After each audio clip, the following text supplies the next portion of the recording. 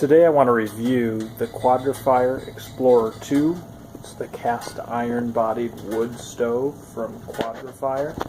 I just got this in December. I've been burning for about 3 months now, and I hadn't really seen many reviews on this unit, so I really took the dealers at their word and ended up buying this unit. So I wanted to provide some feedback after using it for several months.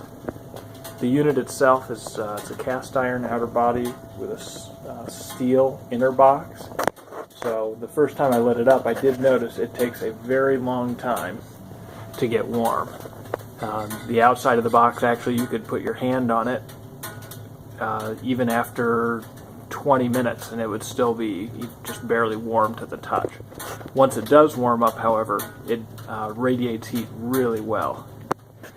So this stove is 2.4 cubic feet, which for a normal size house would be perfectly adequate. We have 2,350 square feet.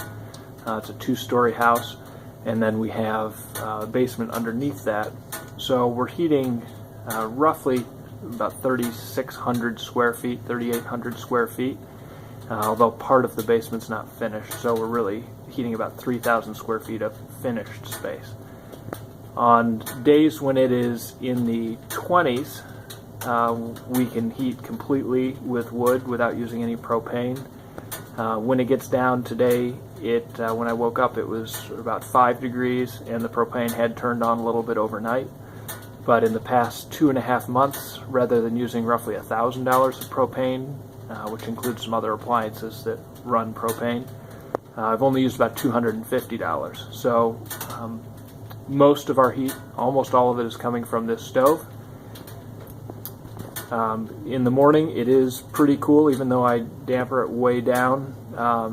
There's enough coals to get it going, but I normally put wood in around 10 p.m. and then get up about 6 to fill it up. So it has about an 8-hour stretch. There's still enough coal in there to get it going again, but the stove's really not hot anymore.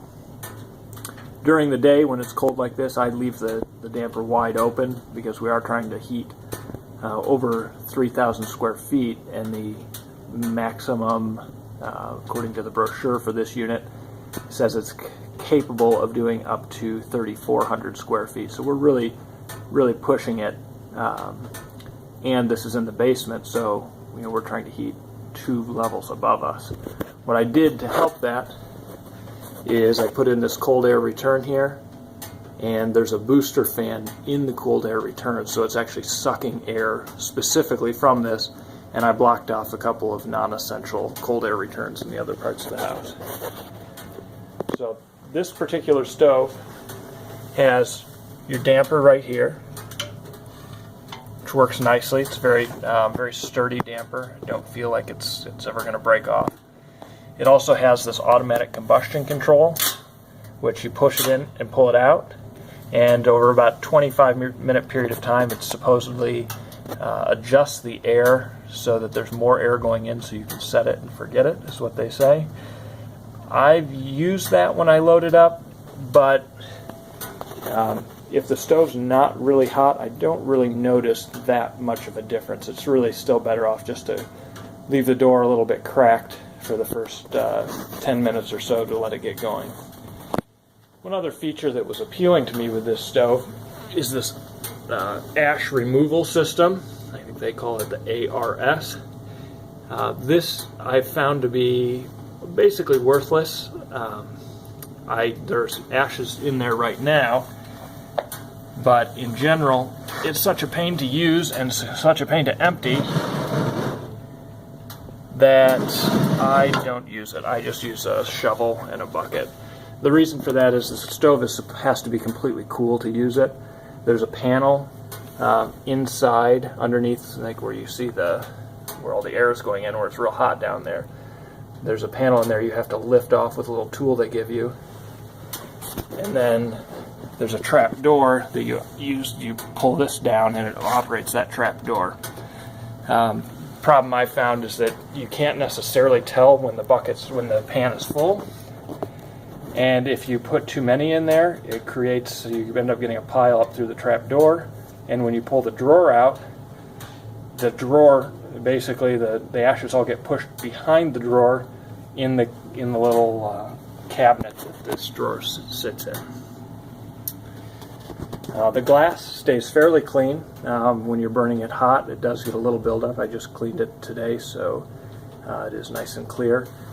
And this, of course, has the secondary burn system up on top, and you can see the flames rolling across there. A lot of heat comes from there. Once you get that going, it heats up significantly. I do keep a thermostat on the double-walled stove pipe here, and that's about where it typically runs. I have had it as high as the top of that burn zone, but you have to have a lot of very, very dry wood to get it up that high. It'll probably go a little higher than that with this wood I just reloaded. This is some cherry that's been down for a little over a year. So overall, very, very happy with it. The finish is very nice. One of my favorite things is this little tray here. And because every time you open the door, inevitably you get a little ash swirling around, and that thing fills up pretty quickly. Without that, this whole hearth would be more of a mess than it normally is. Although it's very clean right now because I just vacuumed it off. So again, this is the Quadra Explorer 2. This has the mahogany, the porcelain mahogany finish. And I'd say we're very, very happy with it. I'd highly recommend it. Hope this video was helpful to you.